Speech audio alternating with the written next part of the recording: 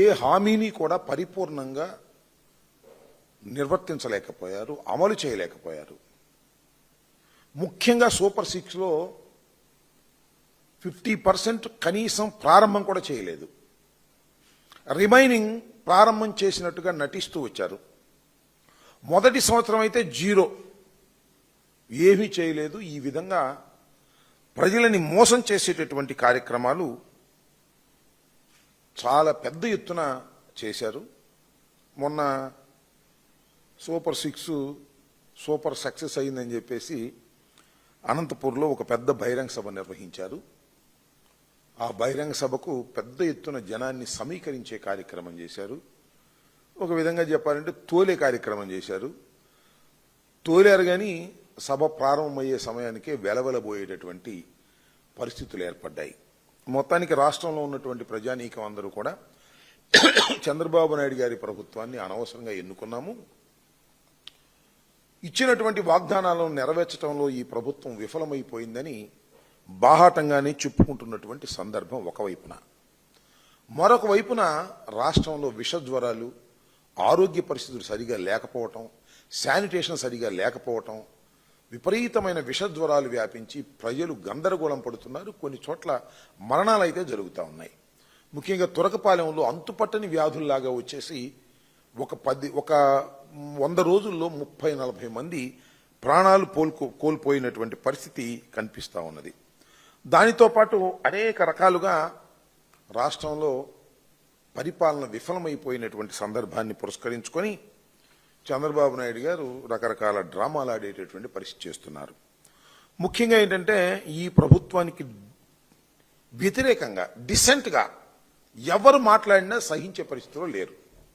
Social మీడియాలో ఎవరైనా యాక్టివ్గా ఉంటే మాట్లాడితే వారి మీద కేసులు పెట్టి వారిని తీసుకెళ్లి జైల్లో పెట్టి వేధించినటువంటి సందర్భాలు కోకొల్లలుగా మనం చూస్తున్నాం. దానితో పాటు ఆయనకు వ్యతిరేకంగా ఈయన వార్తలు రాసే పత్రికలు, మరి ముఖ్యంగా సాక్షి పత్రిక మీద ఇప్పటికి ఎన్ని కేసులు పెట్టారో నేను చెప్పవలసినటువంటి అవసరం లేదు. సాక్షి ఎడిటర్ మీద సుమారుగా 7 కేసులు పెట్టి బెదిరించేటటువంటి కార్యక్రమాలు చేస్తున్నారు. అంటే తమ పరిపాలనకు డబ్బా కొట్టేవారు తప్ప తమ పరిపాలన బాగోదు అంటే మాత్రం ఊరుకునేటటువంటి పరిస్థితిలో లేకోకుండా చట్టాలను వక్రీకరించి తమ చేతుల్లోకి తీసుకొని పోలీసు యంత్రాంగాన్ని అంతా కూడా ఉపయోగించుకొని ఒక హెరాస్మెంట్ చేయాలనేటువంటి పరిస్థితి ఇవాళ రాష్ట్రంలో చంద్రబాబు నాయుడు గారు చేస్తున్నటువంటి విషయాన్ని నేను ప్రత్యేకంగా చెప్పవలసినటువంటి అవసరం లేదు. ఏ మాత్రం గమనించినా కూడా సామాన్య ప్రజానీకానికి కూడా అర్థమైపోయే రీతిలో ఇవాళ చంద్రబాబు నాయుడు గారు పరిపాలన జరుగుతూ ఉన్నది. కేవలం పూర్తిగా పరిపాలన విఫలమైపోయి ఇంకా దాన్ని డైవర్ట్ చేసేటటువంటి కార్యక్రమాలు చాలా సందర్భాల్లో చేస్తున్నారు. ఇంక దీని గురించి చెప్పాలి. మీరు దా కోవలోకి చెందిందే, అలాంటి కేసుల్లోకి చెందిందే లిక్కర్ కేసు. అసలు ఈ లిక్కర్ కేసు ఏంటో ఎవరికి అర్థం కాల. అబద్దాల పునాదుల మీద ప్రారంభించాడు చంద్రబాబు నాయుడు గారు. ఈ లిక్కర్ కేసు ఎంత విచిత్రమైందంటే పుష్పక విమానం లాంటిది. ఎంతమందినైనా ముద్దాయిలుగా పెట్టని ఇంకిద్దరు ఖాళీ ఉంటుంది, ఒకలో ఖాళీ ఉంటుంది. వరుసనే పెట్టుకుంటూ పోవటమే. ఎవడు దొరికితే వాడిని లోపలేసే కార్యక్రమాలు ఈ లిక్కర్ కేసులో తీసుకొచ్చేటటువంటి కార్యక్రమం చేస్తున్నారు. చాలా అన్యాయమైనటువంటి కార్యక్రమం. 2024 సెప్టెంబర్లో ఈ వ్యవహారాన్ని ప్రారంభించారు. కేసు పెట్టడం, ఆధారాలు సేకరించడం. దీనికి సిట్ స్పెషల్ ఇన్వెస్టిగేషన్ టీం అనేదాన్ని ఒకదాన్ని వేశారు. వాళ్ళు ఇన్వెస్టిగేషన్ చేస్తూనే ఉన్నారు. ఒకవైపున అరెస్టులు చేస్తున్నారు, ఒకవైపున ఇన్వెస్టిగేషన్ చేస్తున్నారు. కొంతమందిని అరెస్ట్ చేస్తున్నారు, కొంతమందిని అరెస్ట్ చేస్తామని బెదిరిస్తున్నారు. ఇది జరుగుతున్నటువంటి అంశం. నేను చూసాం, మన సునీల్ జగన్మోహన్ రెడ్డి గారి కజిన్, సమీప బంధువు, ఆయన ఇళ్లలో సోదాలు చేశారు, ఆఫీసులో సోదాలు చేశారు. అక్కడ హార్డ్ డిస్కులు దొరికాయంట. దొరకవా మరి? కంప్యూటర్లు దొరికాయంట, కీలకమైన ఆధారాలు దొరికాయంట. ప్రతి కేసులో ఇదే. సిట్టు విచారణ చేయటమో, సిట్టు యొక్క దాడులు జరిగితే విచారించటమో, లేకపోతే సోదాలు చేయటంలోనే చాలా కీలకమైన ఆధారాలు దొరికాయి. ఒక పెద్ద స్టంటు, ఒక కథ, ఒక కల్పితమైన కథ నడిపేటటువంటి కార్యక్రమం చేస్తున్నారు. మీరు అందరూ చూశారు కూడా.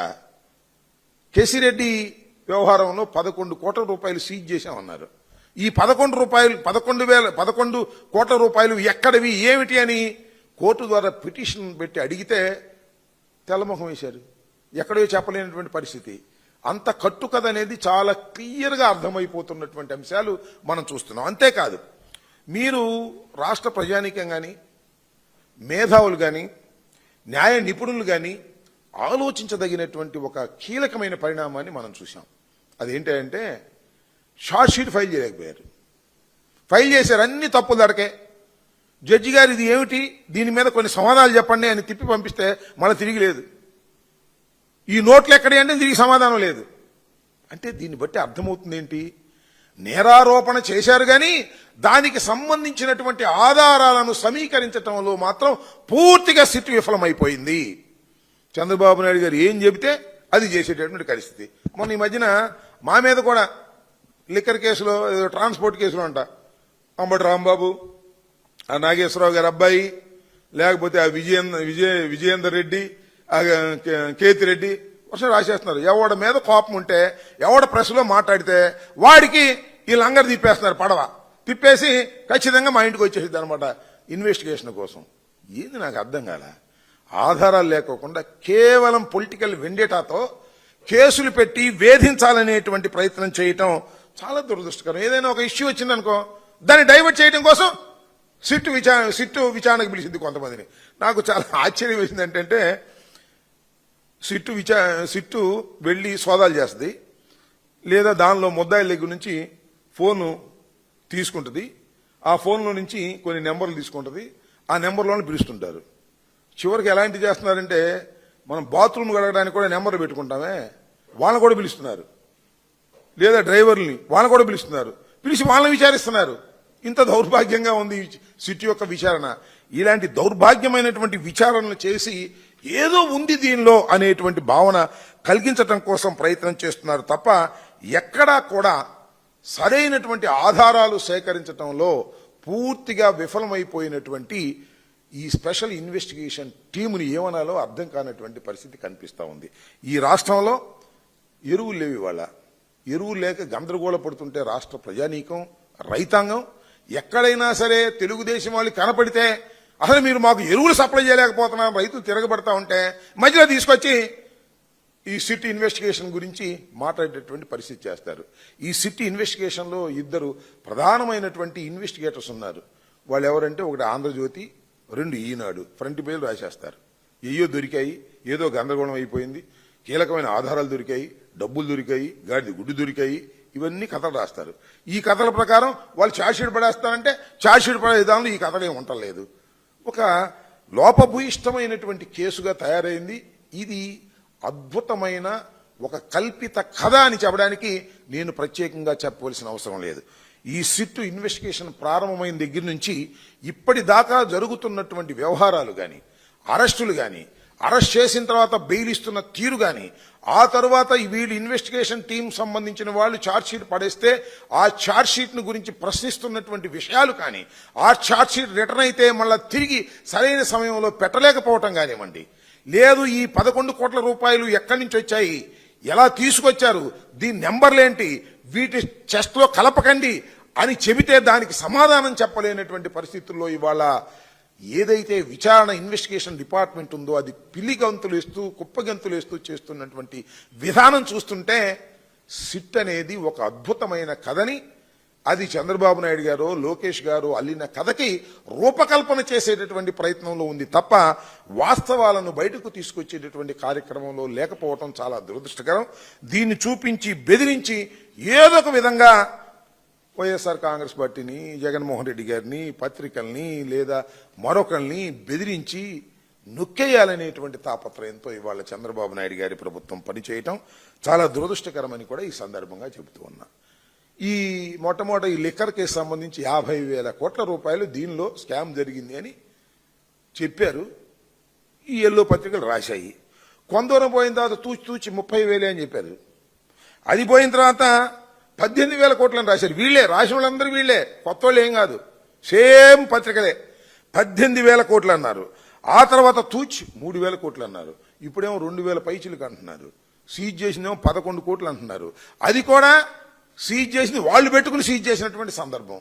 ఎందుకంటే మనీ రికవరీ ఎక్కడూ లేదు కదా అని కోర్టులు అడుగుతున్నాయనేటువంటి ఉద్దేశంతో మనీ రికవర్ చేసినట్టుగా 11 కోట్ల రూపాయలు ఎక్కడెక్కడో తీసుకొచ్చి పెట్టి చేశారు. దానికి నిరూపణ లేకోకుండా ఈ విధంగా నానా హంగామా చేసేటటువంటి కార్యక్రమం చేస్తున్నారు. నేను ఈ సందర్భంగా చెప్పదలుచుకున్నది ఏంటంటే, ఈ ఇన్వెస్టిగేషన్ మీద లేదా ఈ లిక్కర్ కేసు మీద నేను స్వయంగా 3 ఎపిసోడ్లు చేసి నేను రిలీజ్ చేశాను వాట్సాప్లో, అలా యూట్యూబ్లో. ఆ లింక్ కూడా నేను నా ట్విట్టర్ అకౌంట్లో పెట్టేటటువంటి ప్రయత్నం చేస్తాను. దాంతోపాటు వైఎస్ఆర్ కాంగ్రెస్ పార్టీ రిలీజ్ చేసినటువంటి ఒక డాక్యుమెంట్ కూడా పెడతాను. దీన్ని మరొకసారి ప్రజలు, ఇంట్రెస్ట్ ఉన్న ప్రజానీకం తెలుసుకోవాలి, చూడాలి అని కూడా ఈ సందర్భంగా నేను మనవి చేస్తున్నాను.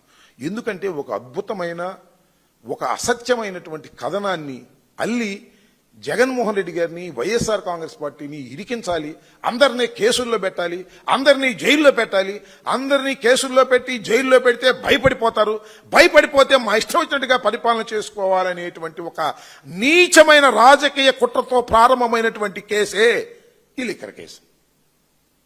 అందువల్ల దాని గురించి మేము చాలా సందర్భాల్లో చెప్పాం. సూటిగా అనేక ప్రశ్నలు ఇన్వెస్టిగేషన్ టీంని అడిగాం, ఈ ప్రభుత్వాన్ని అడిగాం. ఒక్కదానికి కూడా సరైనటువంటి సమాధానం చెప్పలేనటువంటి పరిస్థితుల్లో ఇవాళ ఈ ప్రభుత్వ యంత్రాంగం ఉంది.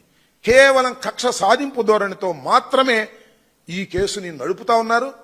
కాసేపేమో జగన్మోహన్ రెడ్డి గారి బంధువులు అంటారు, కాసేపేమో చెవిరెడ్డి అంటారు, కాసేపేమో మరొకరు అంటారు. అందరినీ వాళ్ళని అరెస్ట్ చేస్తాం, వీళ్ళని అరెస్ట్ చేస్తామని బెదిరించే కార్యక్రమాలు చేసేటటువంటి పరిస్థితుల్లో ఇవాళ ఈ రాష్ట్ర ప్రభుత్వం దిగజారి రాజకీయ కక్షలు సాధించడం కోసం ఈ లిక్కర్ కేసును ఉపయోగించుకునే దశకు వెళుతుంది. దీన్ని ప్రజలు గమనించాలని నిన్న చూశాను. ఇవాళంతా ఫ్రంట్ పేజీలు అదే. ఈనాడు, ఆంధ్రజ్యోతిలో ఫ్రంట్ పేజీలు ఏంటంటే, మరి సునీల్ ఇంటి మీద దాడి చేశారు, ఒకే సమయంలో విశాఖపట్నంలోనూ అక్కడ ఇక్కడ దాడులు జరిగాయి, కీలకమైన ఆధారాలు దొరికాయి, డిస్కులు దొరికాయి, కంప్యూటర్లు దొరికాయి, ఒకే అడ్రస్ మీద 2 కంపెనీలు ఉన్నాయి. ఉండవా? రామోజీరావు కంపెనీలు ఒకే అడ్రస్ మీద 2-3 లేవా? వాళ్ళ దాడి చేస్తే రామోజీరావు గారి కంపెనీల మీద దాడి చేస్తేనో, చంద్రబాబు నాయుడు గారి కంపెనీల మీద దాడి చేస్తే డిస్కులు దొరకవా, కంప్యూటర్లు దొరకవా? ఏది నాకు అర్థం కాలే. డిస్కులు, కంప్యూటర్లు దొరికాయంటే ఏదో పెద్ద కీలకమైన ఆధారాలు దొరికిపోయాయనేటువంటి పద్ధతుల్లో వ్యవహరిస్తూ ఉన్నారు.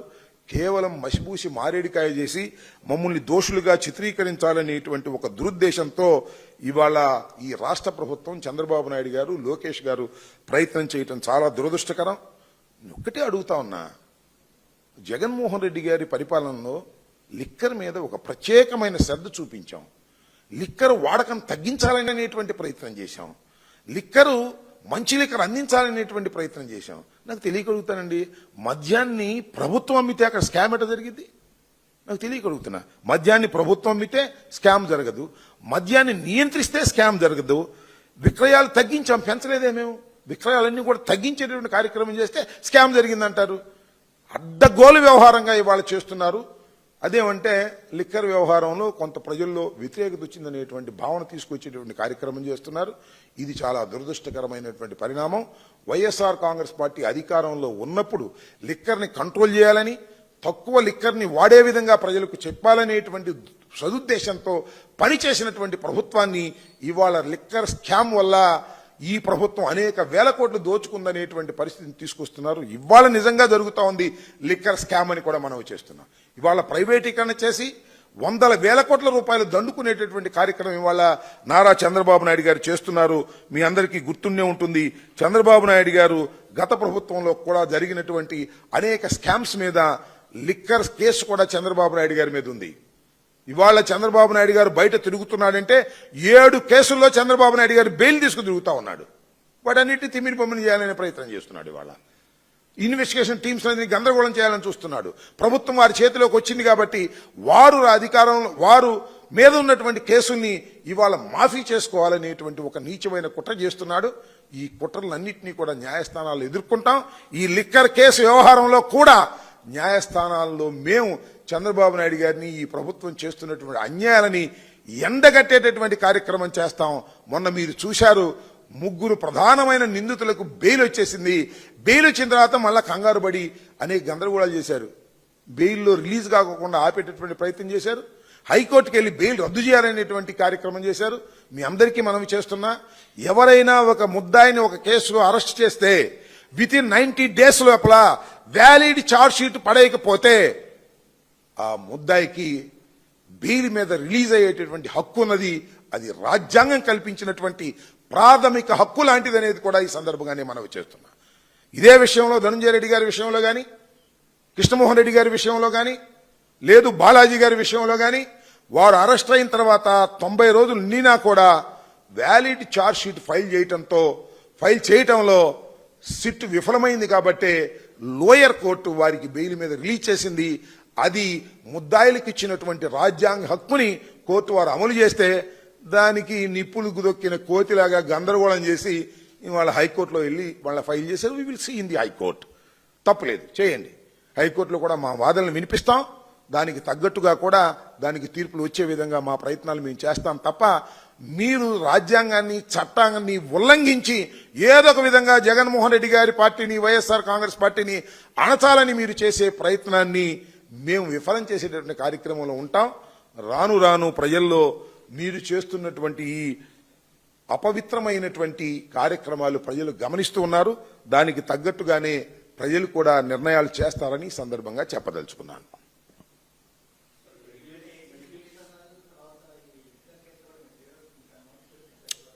ఏమంటారు? లిక్కర్ కేసులో కూడా ఈనాడులో ఇచ్చినట్టున్నారు. ఈనాడులో నా ఆంధ్రజ్యోతిలో నోటీసులు ఇచ్చిట్టున్నారు. నాకు ఇవ్వాల.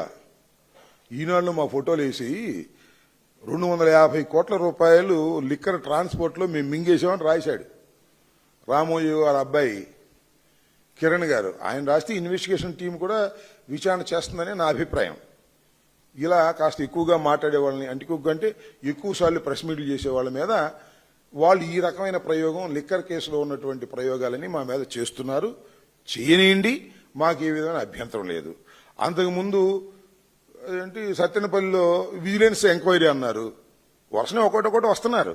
వైఎస్ఆర్ కాంగ్రెస్ పార్టీలో కాస్త గట్టిగా మాట్లాడేవాళ్ళని, సీనియర్స్ని ఏదో విధంగా చేయాలనేటువంటి ఒక దుర్బుద్ధితో ఈనాడు ఆంధ్రజ్యోతిలో ముందు రాయటం, ఆ తర్వాత విజిలెన్స్ వాళ్ళకి ఇవ్వటం, ఆ తర్వాత సిట్టు వాళ్ళకి ఇవ్వటం, ఏదేదో వచ్చిందని ఇవ్వటం, ఇవన్నీ చేస్తున్నారు. కేసులు పెట్టి బెదిరించాలని చూస్తున్నారు. బెదరటానికి ఎవరు సిద్ధంగా లేరు ఇక్కడ. We don't care all these things. మాకు తెలుసు ఏం జరుగుతుందో. మేము తప్పు చేయలేదని మాకు తెలుసు. కేవలం రాజకీయ కక్షతో మమ్మల్ని అణచాలనేటువంటి ప్రయత్నమే చంద్రబాబు నాయుడు గారు, లోకేష్ గారు చేస్తున్నారు అనేది కూడా నేను ఇది మొదటిసారి కాదు, చాలాసార్లు చెప్పాను, చెప్తూనే ఉంటాను. ఇది వాస్తవం అని కూడా ప్రజలు గమనిస్తున్నారు. ఓకే, భయపెట్టేదేంటి? ఎవరు భయపెడుతున్నారు? ఇప్పుడు ఒకటి గుర్తుపెట్టుకోండి, మెడికల్ కాలేజెస్ విషయంలో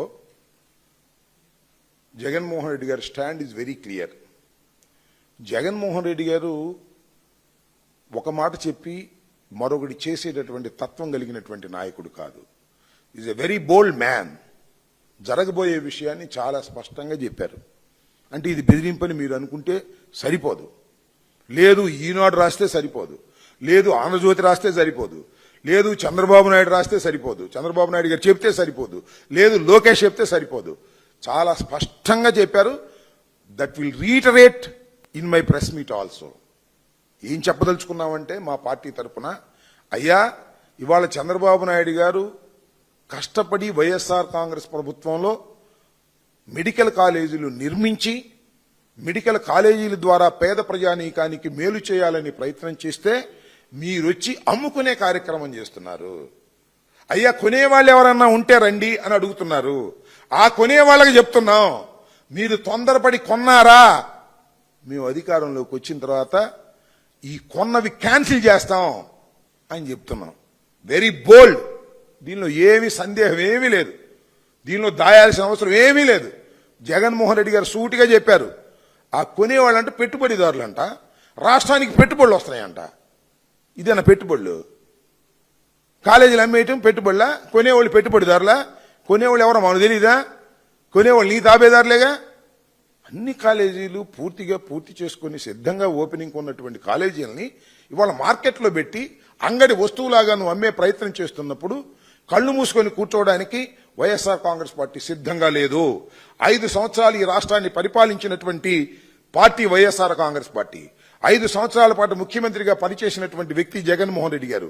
వైద్యం మీద విద్య మీద కాన్సన్ట్రేషన్ చేసినటువంటి వ్యక్తి జగన్మోహన్ రెడ్డి గారు. ప్రతి పేదవాడికి విద్య వైద్యం కావాలని భావించినటువంటి వ్యక్తి జగన్మోహన్ రెడ్డి గారు. ఇవాళ నీవు ప్రైవేట్ రంగంలోకి మొత్తం మెడికల్ కాలేజీలు నెట్టేసి, వైద్యాన్ని నెట్టేసి, విద్యను నెట్టేసి పేద ప్రజానీకానికి మోసం చేస్తాను, పేద ప్రజానీకానికి అన్యాయం చేస్తానంటే చేతులు కట్టుకొని కూర్చోవడానికి వైఎస్ఆర్ కాంగ్రెస్ పార్టీ సిద్ధంగా లేదు. 11 సీట్లే మాకు ఉండవచ్చును గాని 39.4% ఓటు శాతం ఉన్నటువంటి రాజకీయ పార్టీ వైఎస్ఆర్ కాంగ్రెస్ పార్టీ. రాబోయే కాలంలో మీరే చూస్తారు. వైఎస్ఆర్ కాంగ్రెస్ పార్టీ తిరిగి అధికారంలోకి వస్తుందని నేను చెబుతున్నటువంటి మాట కాదు, ఎక్కడికి వెళ్ళినా ప్రజలు చెబుతున్నటువంటి మాట. వైఎస్ఆర్ కాంగ్రెస్ పార్టీ అధికారంలోకి వస్తే ఇప్పుడు చంద్రబాబు నాయుడు గారు చేస్తున్న తప్పులన్నీ సరిచేయడానికి మేము సిద్ధంగా ఉన్నాం. దానిలో భాగమే ఇవాళ ఎవరైనా మెడికల్ కాలేజీలు కొని వ్యాపారం చేయాలనుకుంటే మీ వ్యాపారాన్ని సాగనివ్వము అనేది చాలా స్పష్టంగా చెప్పాం.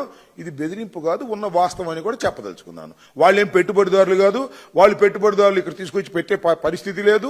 ఇదంతా కూడా మోసం. ఈ మోసాన్ని ఎదుర్కోవడానికి జగన్మోహన్ రెడ్డి గారు మొన్న చాలా బోల్డ్ గా చెప్పారు. మళ్ళా కూడా రీట్రేట్ చేస్తున్నాం దాన్ని. చెప్పండి.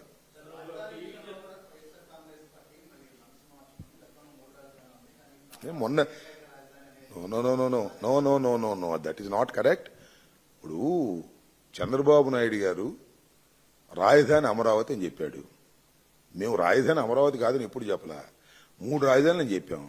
చంద్రబాబు నాయుడు గారు 1,00,000 కోట్లు ఖర్చు పెట్టడానికి సిద్ధంగా ఉన్నాడు, అంతే కదా. ఇవాళ 1,00,000 crores he spending in Amaravati. Jaganmohan Reddy గారు కూడా మొన్న చెప్పాడు, ఎందుకయ్యా ఇన్ని 1,00,000 కోట్ల రూపాయలు ఖర్చు పెడతారు ఒక రాష్ట్ర రాజధాని కోసం. ఈ గుంటూరు విజయవాడ మధ్యలో ఒక 500 ఎకరం తీసుకుంటే అయిపోతుంది కదా అని కదా చెప్పింది. ఆయనకి ఇచ్చినటువంటి అడ్వైజ్ ఇంత కావాలా, 1,00,000 కోట్లు, దానిలో 52,000 కోట్ల రూపాయలు అప్పు. మెడికల్ కాలేజీలేమో 500 కోట్ల రూపాయలతో పూర్తయ్యేటటువంటి మెడికల్ కాలేజీలేమో అమ్మేసుకుంటారు. అవసరం లేనటువంటి రాజధాని కోసం 1,00,000 ఎకరాలు సేకరిస్తారు. అవసరం లేని రాజధాని కోసమేమో 1,00,000 కోట్లు కుమ్మరిస్తారు. ఏంటంటే నాకు అర్థం కాలేదు. నేను ఇప్పుడు చెప్తున్నా రాజధాని నిర్మాణం ఏంటంటే నాకు అర్థం కాలేదు. You select the capital. Guntur select చేసుకుంటావా, నెల్లూరు సెలెక్ట్ చేసుకుంటావా, లేక అనంతపూర్ సెలెక్ట్ చేసుకుంటావా, వైజాగ్ సెలెక్ట్ చేసుకుంటావా, విజయవాడ సెలెక్ట్ చేసుకుంటావా, అంతే. రాజధాని నిర్మాణం ఏంటి నాకు అర్థం కాలేదు. రాజధాని సృష్టిస్తారా నాకు అర్థం కాలేదు. హైదరాబాద్ ఏమన్నా సృష్టించారా రాజధాని? రాష్ట్రం విడిపోయినప్పుడు లేదా కలిసినప్పుడు, సంయుక్తంగా కలిసినప్పుడు కర్నూలు నుంచి రాజధానిని హైదరాబాద్కు షిఫ్ట్ చేశారు. హైదరాబాద్ ఏమైనా నిర్మించారేంటి అక్కడ నాకు అర్థం కాలేదు. హైదరాబాద్ ఏమైనా నిర్మించలేదుగా. హైదరాబాద్ డెవలప్ అయిపోయింది, దట్స్ ఆల్. నువ్వు కూడా గుంటూరు విజయవాడ మధ్యలో నువ్వు రాజధాని పెడితే ఎవడు కదన్నాడు? దానికి 52,000 కోట్లు అప్ప, మళ్ళా 1,00,000 ఎకరాలు, మళ్ళా సేకరణ, మళ్ళా అప్పు కావాలా? అన్ని తీసుకొచ్చి ఎవరినెత్తిన పెడతావు నాకు అర్థం కాలేదు. ఆఫ్టర్ ఆల్ రాజధాని అంటే ఏంటి? ఆఫ్టర్ ఆల్ ఒక శాసనసభ, ఒక హైకోర్టు, ఒక సెక్రటేరియట్ అయిపోయా. ఆ చుట్టూలో డెవలప్మెంట్ జరిగిపోద్ది. ఏం సృష్టించారు చెప్పండి నాకు? హైదరాబాద్లో, బెంగళూరులో ఏం సృష్టించారు, మెడ్రాస్లో ఏం సృష్టించారు? ఇది పెద్ద మొగోడ వచ్చి సృష్టించడానికి నాకు అర్థం కాల. ఆకాశం నుంచి తీస్తాడు ఒక రాజధానిని. అమరావతి అంటే ఎక్కడ అమరావతి రాజధాని? ఎప్పటికైద్ది? తీసుకొచ్చి పెద్ద గుంటలో పెట్టాడు. నీళ్లు దోడాల్సి వస్తుంది రోజును. వర్షం పడితే నీళ్ళు వెళ్ళవు. దానికి మళ్ళీ పెద్ద స్కీము, దానికి కొండవీటి వాగు నుంచి లిఫ్టు, దానికి చెరువులు. ఏంది? ఏమవుతుంది రాష్ట్రం నాకు అర్థం కాలేదు. రాష్ట్రం ఇప్పటికే రాష్ట్రంలో వనరులు లేక ఇబ్బంది పడతా ఉంటే ఇంకా నువ్వేంతో సంపద సృష్టిస్తానని చెప్పేసి అప్పుడు సృష్టించేటువంటి కార్యక్రమం చేస్తున్నాడు. రాష్ట్రానికి పచ్చి ద్రోహం చేస్తున్నటువంటి వ్యక్తి నారా చంద్రబాబు నాయుడు గారని మరొకసారి ఘంటాపదంగా చెప్పదలుచుకున్నాం.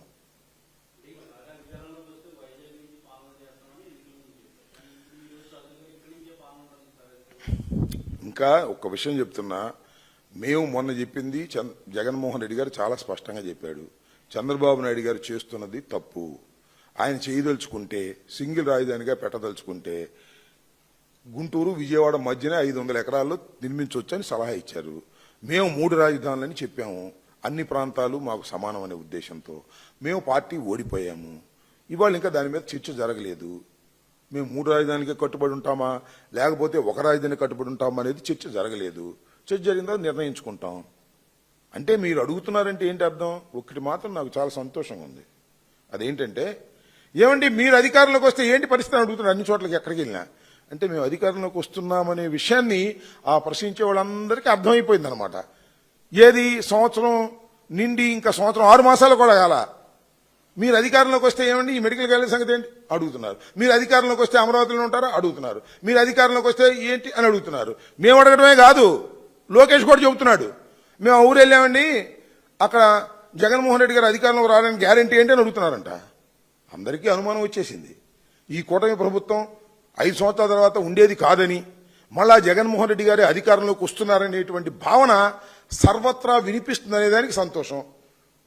అయితే ఈ రాజధాని అంశం మీద మేము పూర్వం తీసుకున్నటువంటి స్టాండ్ 3 ప్రాంతాలకి 3 పట్టణాల్లో ఈ రాజధాని డివైడ్ చేసి ఉండాలి అనేటువంటి అధికార వికేంద్రీకరణ భావించాం.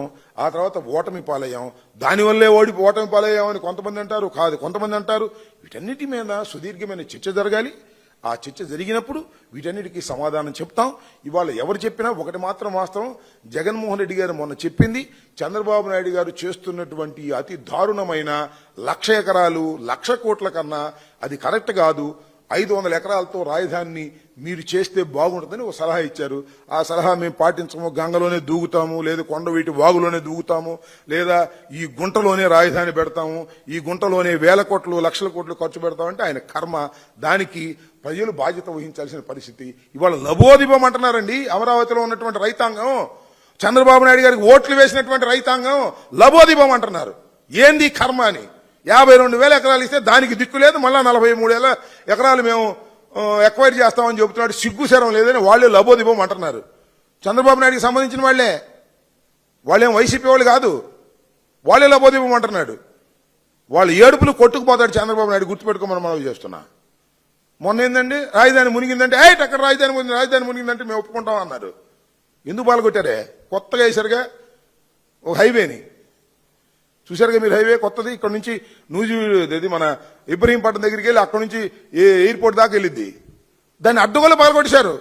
దీనిలో నీళ్లు వెళ్ళకపోతే లిఫ్ట్ ఉంది ఒక పక్కన, ఆ లిఫ్ట్ లోంచి తోడినా నీళ్లు వెళ్తలా. చివరికి హైవేని కొత్తగా వేసినటువంటి హైవేని పగలగొట్టి నీళ్లు పంపాల్సి వచ్చినటువంటి పరిస్థితులు ఉందంటే అమరావతి ఎంత లోతట్టు ప్రాంతమో నేను ప్రత్యేకంగా చెప్పాల్సిన అవసరం లేదు. చంద్రబాబు నాయుడు గారు చేసిన అతిపెద్ద తప్పిదం ఇది అని రాష్ట్ర ప్రజానీకం అనుకుంటున్నారు.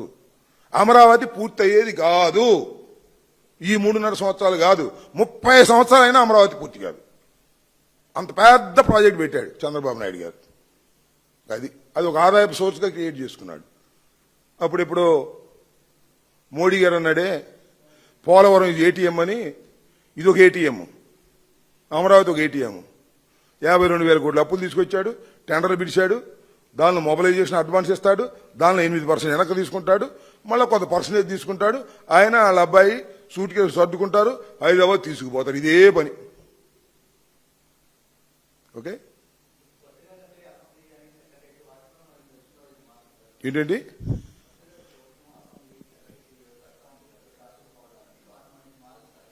ఎవరు మేము వచ్చినాక తొందర ఎందుకు ఇంకా చెప్తాం, ఇంకా ఆలోచిస్తాం.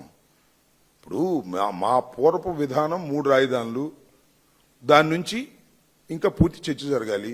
చర్చ జరిగిన తర్వాత మా నిర్ణయాలు ప్రకటిస్తాం. ఇంకా 3.5 సంవత్సరాలు ఉందనుకుంటున్నాం మేము, లేదా మేము అధికారంలో రావడం ఇంకా 3 సంవత్సరాలు ఉందని మేము అనుకుంటున్నాం. వాళ్ళే తొందరపడిపోతున్నారు కొంతమంది, ఏమంటే తొందరగా చెప్పండి అని. ఇంకా 3.5 సంవత్సరాలు ఉంది కాబట్టి దాని మీద కూలంకషంగా ఆలోచించి చర్చించుకుని పార్టీ పరంగా చర్చించుకున్న తర్వాత మా నిర్ణయాలు పూర్వం నిర్ణయాలు ఏమన్నా తప్పులో రైట్లో ఉన్నాయో చర్చించుకున్న తర్వాత దెన్ వీ విల్ అనౌన్స్. ఇప్పుడెప్పుడే తొందరపడే సంవత్సరం ఇప్పుడు మేము తొందరపడుతున్నా రైతులకు ఎరువులు తొందరగా ఇవ్వమని తొందరపడుతున్నాం. అది ఇవ్వలేమని వాళ్ళు లబోదివ్వమంటున్నారు. అదేవిధంగా ఈ రాజధాని సంగతి ఏంటో తేల్చమని తొందరపడుతున్నాం. ముందు ఆయన చేయాల్సిన ఆయన చేయనియండి. మా నిర్ణయాలను తప్పనిసరిగా మేము ప్రకటిస్తాం. ఒకటి మాత్రం వాస్తవం, మేము అధికారంలోకి వస్తే ఏం చేయాలనే విషయాలను ఇంత ఎర్లీగా కన్నా తర్వాత మేము ప్రకటించడం జరుగుతుంది. ఏమిచ్చారు? ఎవరు మాట్లాడుతుంది ఇక్కడ? ఏం క్లారిటీగా చెప్పారు?